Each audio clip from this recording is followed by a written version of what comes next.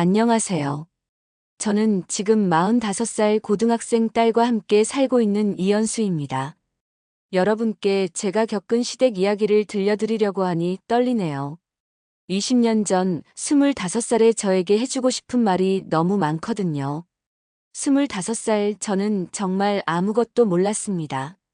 엄마를 일찍 여의고 아빠 손에서 컸는데 제가 대학교를 졸업할 무렵 아빠가 재혼을 했어요. 새어머니와 저는 사이가 좋지 않았고 결국 저는 집을 나와 처음으로 자취를 시작했어요.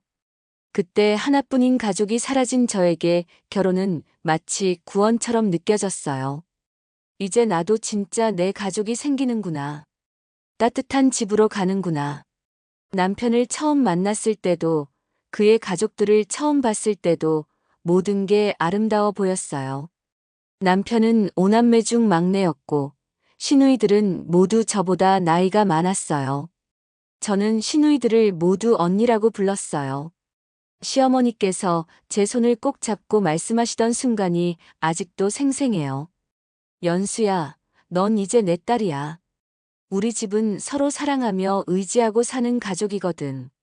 그 말을 듣는 순간 저는 눈물이 핑 돌았어요. 평생 그리워했던 엄마라는 존재가 생긴 것 같았거든요.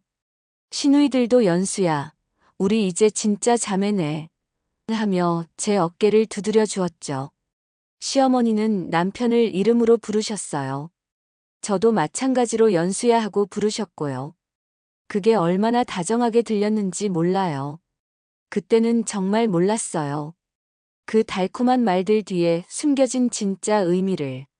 결혼한 지 한 달도 안 된 11월의 어느 날 시어머니께서 전화를 하셨어요.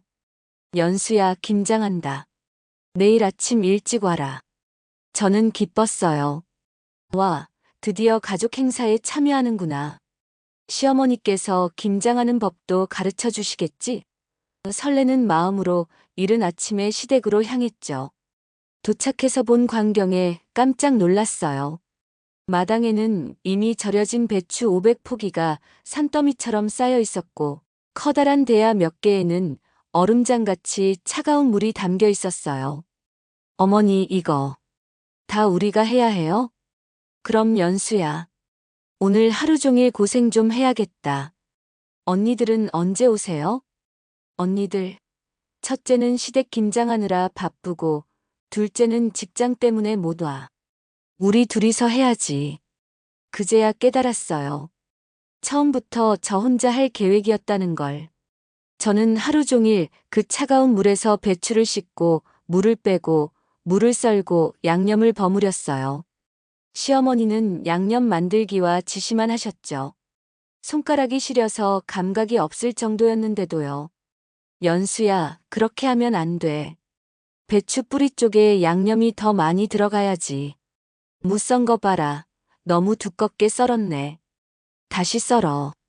밤 9시가 넘어서야 김장이 끝났어요. 저는 온몸이 쑤셨고 손은 갈라져서 피까지 났어요. 다음 날부터 이틀 동안 저는 50포기씩 포장해서 큰아주버님 집, 둘째 아주버님 집, 시누이들 집, 그리고 동네 친한 이웃들까지 총 8곳을 직접 배달했어요. 무거운 김치통을 들고 계단을 오르내리며 온 동네를 돌아다녔죠. 배달을 마치고 돌아오니 시어머니께서 만족스럽게 웃으며 말씀하셨어요. 연수야, 정말 고생 많았다. 우리 며느리 기특해. 모두 다 연수 칭찬하더라. 그날 집에 돌아와서 거울을 봤는데 제 얼굴이 말이 아니었어요. 빨갛게 트고 눈은 충혈되고. 하지만 저는 그때 생각했어요. 시어머니께서 나를 믿어주시는구나. 중요한 일을 맡겨주시는구나. 이웃들한테도 자랑스러운 며느리가 되었구나. 이게 바로 가족이 되어가는 과정이구나. 어리석었죠. 김장이 끝나고 겨울이 왔어요. 그리고 결혼한 지 6개월 만에 임신 소식을 듣게 되었어요. 이제 진짜 이 집 사람이 되는구나. 우리 아이의 할아버지, 할머니, 고모들인데 더 잘해드려야지. 임신 소식에 시댁 식구들도 기뻐해 주셨어요. 하지만 시어머니의 전화는 오히려 더 자주 왔어요. 연수야, 오늘 와서 장롱한 옷까지 다 꺼내서 정리하고 먼지 닦아라. 겨울옷 여름옷 바꿔야 하는데 내가 허리가 아파서. 연수야, 마당에 풀 다 뽑고 화분 정리 좀 해라. 다음 주에 교회 권사님들 오시는데 뭐라고 하겠어. 연수야, 이웃집에서 떡 해줬는데 답례로 우리도 뭔가 해줘야지. 와서 잡채 좀 만들어라. 내가 무릎이 아파서 오래 서 있기가 힘들거든. 임신했으니까 더 부지런해야지. 배 안의 아이도 부지런한 아이로 태어날 거야. 시어머니는 이렇게 말씀하시며 오히려 더 많은 일을 시키셨어요. 특히 주말이면 남편이 여보, 우리 집에만 있지 말고 엄마 보러 가자. 요즘 아버지는 낚시만 다니시니까 엄마가 심심하실 거야 라고 했어요. 시댁에 가면 시어머니는 어머, 우리 아들 왔네. 연수도 왔구나 하시며 우리를 반갑게 맞아주셨어요. 그리고는 남편과 소파에 앉아서 요즘 회사 어때? 많이 힘들지? 살도 많이 빠진 것 같은데. 하며 다정하게 이야기를 나누었어요. 저도 처음엔 늘 대화에 함께였어요. 하지만 얼마 지나지 않아 시어머니가 제가 가만히 있는 걸 두고 보지 않더라고요. 연수야, 요즘 내가 몸이 안 좋아서 집이 좀 엉망인데. 청소 좀 도와줄래? 그리고 우리 다 같이 먹게 갈비찜도 만들자. 늘 함께하자고 말씀은 하셨지만 그럴 때마다 남편은 엄마는 그냥 쉬어.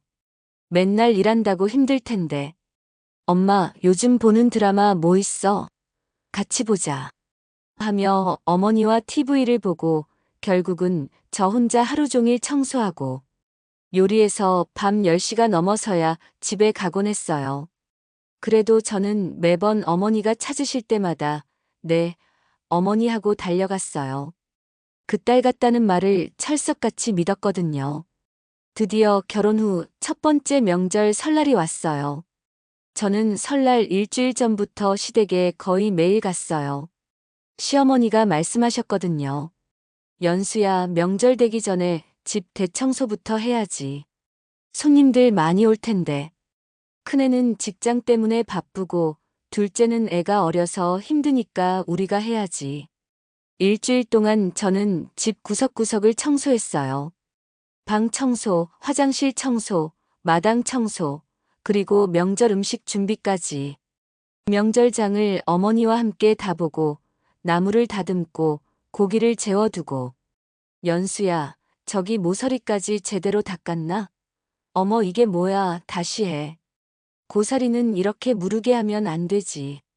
처음부터 다시.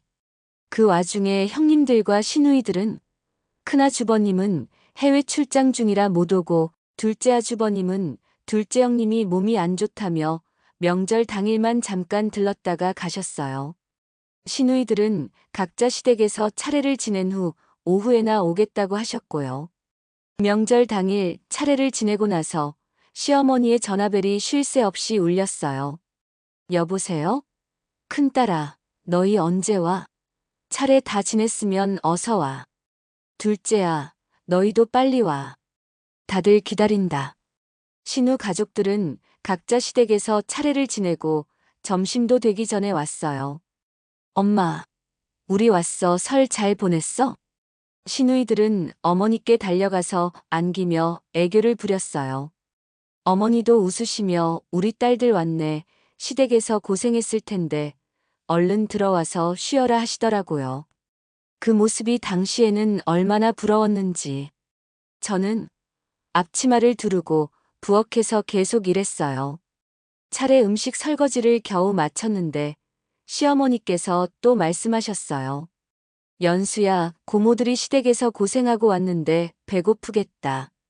어서 밥 차려야지. 설거지를 하며 생각했어요.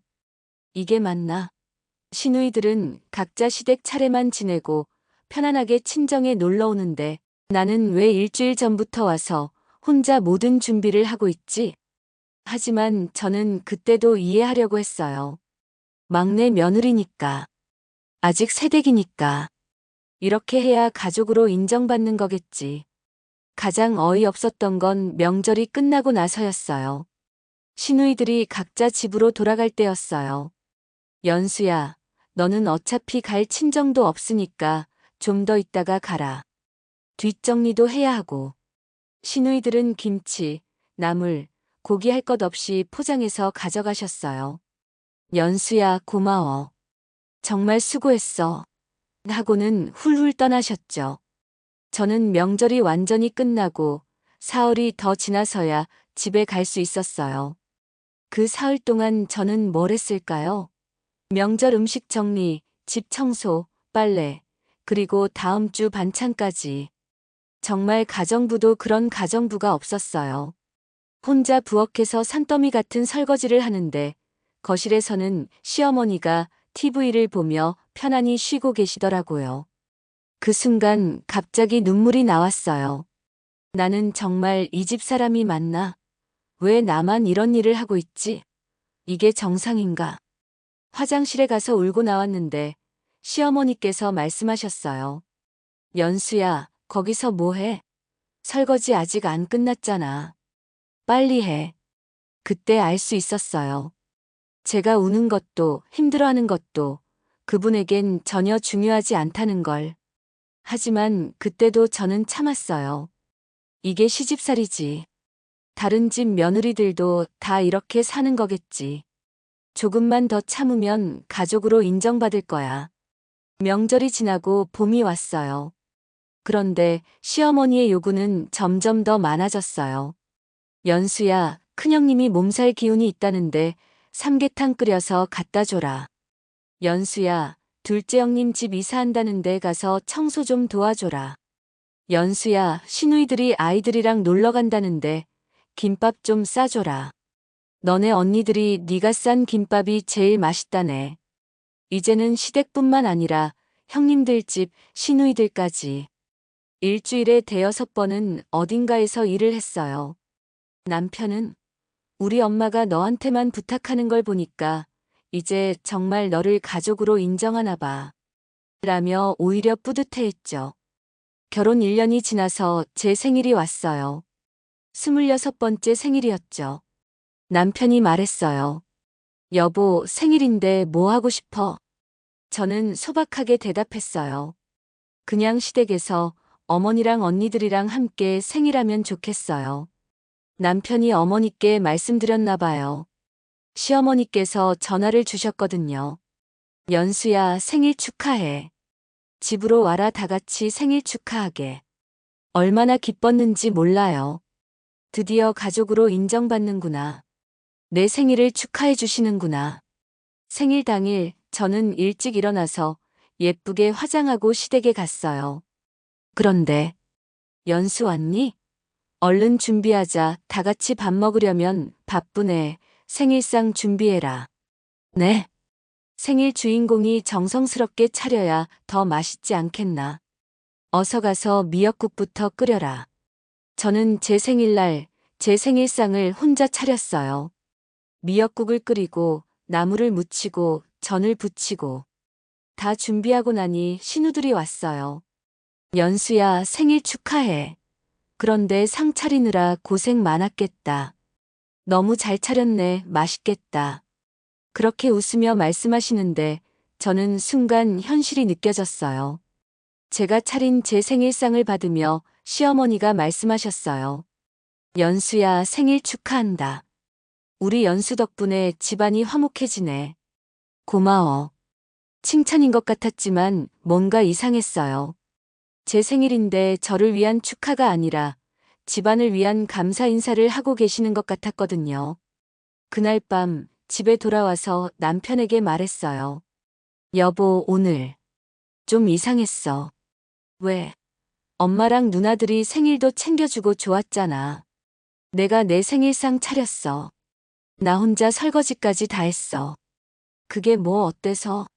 내가 해서 더 정성스럽고 맛있었을 텐데. 그 순간 알았어요.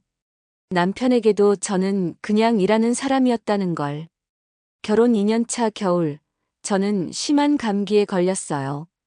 열이 38.5도까지 올랐는데도 쉴 시간이 없었어요. 왜냐하면 어머니께서 또 전화를 하셨거든요. 연수야, 너 많이 아픈 거 알지만 너네 둘째 아주버님 회사 직원들이 내일 저녁을 집에 와서 먹기로 했다네. 둘째 형님이 몸이 안 좋아서 나한테 부탁하는데 내가 그걸 어찌하겠니? 네가 좀 해야겠다. 어머니, 저도 정말 많이 아파요. 열도 많이 나고. 넌 젊은 애가 감기 정도 가지고 뭘 그래. 약 먹고 와라. 땀 흘려 일하다 보면 금방 나을 거야. 둘째 형님은 정말 아무것도 못하세요? 둘째가 몸이 많이 안 좋다는데 어떻게 시켜. 이럴 때 가족이 도와야지. 다음 날 저는 해열제를 먹고 비틀거리며 시댁에 갔어요. 온몸이 떨리고 어지러웠지만 하루 종일 음식을 만들었어요. 결국 38.5도 열이 나는 저 혼자서 15명분의 음식을 준비했어요. 오전 10시부터 저녁까지 불고기, 잡채, 각종 전, 나물, 찌개까지 쉬지 않고 만들었어요. 그리고 직원들이 와서 상 차리고 치우는 것까지 저 혼자 다 했어요. 손님들이 저분은 누구세요? 하고 물으면 둘째 아주버님은 우리 막내 동서예요. 요리를 정말 잘하지요? 하며 저를 소개하시더라고요. 저는 중간중간 화장실에 가서 토하면서도 계속 일했어요. 손님들은 제가 아픈 줄도 모르고 음식이 정말 맛있네요. 고생하셨어요. 라고 말씀해 주셨지만 회식이 끝나고 뒷정리까지 다 마친 후에야 집에 갈 수 있었어요. 밤 11시가 넘었을 때였죠. 집에 돌아와서 쓰러져 잠들었는데 다음 날 시어머니께서 전화를 주셨어요. 연수야, 어제 고생 많았다. 덕분에 둘째가 몸이 많이 좋아졌다고 고맙다고 전해 달라더라. 제가 39도 열로 알아 누워 있는 것은 상관없고 둘째 형님 몸이 안 좋다는 건 이렇게 챙기는 시어머니. 저는 어머니에게 같은 며느리가 아니었나 봐요. 결혼 2년 반쯤 됐을 때 시어머니의 친구분들이 시댁에 오셨을 때가 있었어요. 연수야, 내 친구들이 오늘 집에 온다니까 집에 와서 나 좀 도와라. 저는 또 이른 아침부터 가서 청소하고 음식 준비하고 차 세팅까지 완벽하게 했어요. 친구분들이 오시자 시어머니께서 자랑스럽게 말씀하셨어요. 우리 막내 며느리 좀 봐. 너네들 온다고 이걸 다 준비했어. 정말 착해. 요즘 애들 같지 않지? 친구분들도 저를 보며 말했어요. 어머, 정말 착하네. 요즘 이런 며느리 구하기 힘든데. 그때까지는 좋았어요. 그런데 친구분들이 앉아 계시면서 이야기를 하는데, 아이고, 버스 타고 오느라 다리가 아프네. 나도 그래. 오랜만에 먼 길 와서 발이 부었어. 그때 시어머니가 갑자기 말씀하셨어요. 연수야, 내 친구들이 다리가 많이 아프다네. 따뜻한 물 좀 떠와서 발 좀 씻겨드려. 네. 순간 귀를 의심했어요. 발을 씻겨드리라고. 어서 대야에 따뜻한 물 떠와서 발 좀 씻겨드려. 내 친구들이 멀리서 오느라 고생했는데. 친구분들이 깜짝 놀라며 말했어요. 예, 너는 며느리한테 그런 걸 시키면 어떻게 해. 그래도 이건 좀. 하지만 시어머니는 단호했어요. 아니야, 괜찮아. 우리 며느리가 효부거든. 연수야, 어서 해드려. 저는 그 순간 너무 창피하고 기분이 상했지만 어쩔 수 없었어요. 어머니 명령이라 또 친구분들 앞에서 무릎을 꿇고 모두의 발을 씻겨드렸어요. 친구분들은 미안해했지만 시어머니는 뿌듯해했어요. 봐, 우리 며느리 얼마나 착하니? 진짜 딸 같지? 그날 밤 저는 한참을 울었어요. 나는 사람이 아닌가? 나는 왜 이런 굴욕까지 감내해야 하지? 처음에는 남편이 제 편이라고 믿었어요. 여보, 오늘 어머니가 친구분들 발을 나보고 씻겨드리라고 했어. 너무 하지 않아? 남편은 처음엔 들어주는 척 했어요. 그래. 엄마가 좀 심했네. 내가 말해볼게. 하지만 남편이 어머니께 말씀드린 다음 날 제 전화기가 울렸어요. 연수야, 너 민수한테 뭐라고 했어? 시어머니의 목소리는 얼음장처럼 차가웠어요. 너 때문에 우리 아들이 밤새 속상했잖아.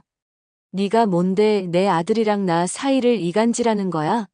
며느리가 시어머니 뒷담화하는 게 어디 있어?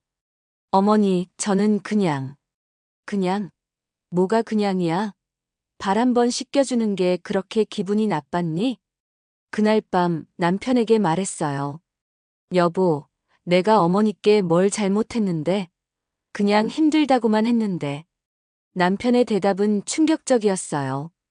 엄마가 뭐라고 하면 그냥 해. 왜 그렇게 민감하게 반응해? 다른 집 며느리들은 다 하는 일인데. 하지만 발을 씻겨드리는 건 진짜 예민하네. 그냥 어른한테 잘하면 나중에 자기가 다 복받을 거야. 지금은 좀 참아. 남편도 점점 달라졌어요. 처음에는 우리 엄마가 좀 까칠해도 마음은 좋으니까 하던 남편이 나중에는 왜 그렇게 예민하게 굴어? 그냥 시키는 대로 하면 되잖아 라고 말하더라고요. 그 순간 깨달았어요. 남편에게도 저는 그냥 어머니를 모시는 도구였다는 걸.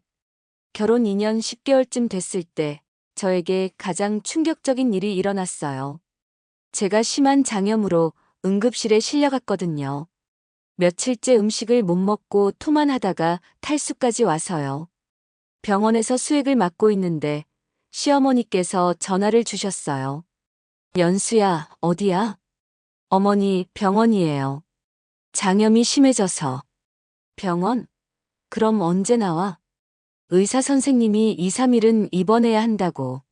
아이고, 그럼 곤란하지. 모레 큰아주버님 승진 축하 모임 하는데 직장 동료들한테 집에서 식사를 대접하겠다고 하는데 네가 저번에 둘째 회식상을 너무 잘 차려줘서 큰애도 네가 해줬으면 하는데 우리 연수 실력 발휘 좀 해야겠다. 믿을 수 없었어요.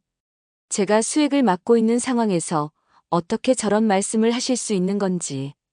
어머니, 제가 지금 1시간 후 시어머니가 병실에 나타나셨어요. 그런데 걱정이나 위로의 말 한마디 없이 하신 첫 마디가 의사가 모레까지는 나올 수 있지? 그때 막 들어온 간호사 선생님께서 말씀하셨어요. 환자분 상태가 좋지 않아서 최소 3일은. 3일? 안 돼요. 중요한 일이 있어서 모레까지는 나가야 해요. 시어머니는 의사 선생님까지 찾아가서 말씀하셨어요. 우리 며느리 좀 모레까지만 나가게 해주세요. 정말 중요한 일이 있어서요. 의사 선생님이 난처해 하셨어요. 환자분이 지금 상태로는 무리입니다. 그럼 수액만 빼고 집에서 약으로 버틸 수는 없을까요? 결국 저는 의사의 만류에도 불구하고 다음날 퇴원했어요. 그리고 모레 비틀거리면서 시댁에 가서 큰아주버님 승진 축하 모임 음식을 준비했어요. 토하면서도 어지러워서 쓰러질 것 같으면서도 그날 깨달았어요. 제가 죽어도 일은 해야 한다는 걸. 제 생명보다 시댁의 체면이 더 중요하다는 걸. 여러분, 지금까지가 제 결혼 초기 3년간의 이야기예요. 25살의 저는 정말 순진했어요. 시어머니의 딸 같다는 말을 진심으로 믿었고, 김장을 혼자 하는 것도, 명절에 일주일 전부터 가서 모든 일을 하는 것도, 심지어 제 생일상을 제가 차리는 것도 가족이 되어가는 과정이라고 생각했어요. 시누이들이 연수야 하고 부르며 친근하게 대해주는 것도 저를 사랑하기 때문이라고 믿었죠.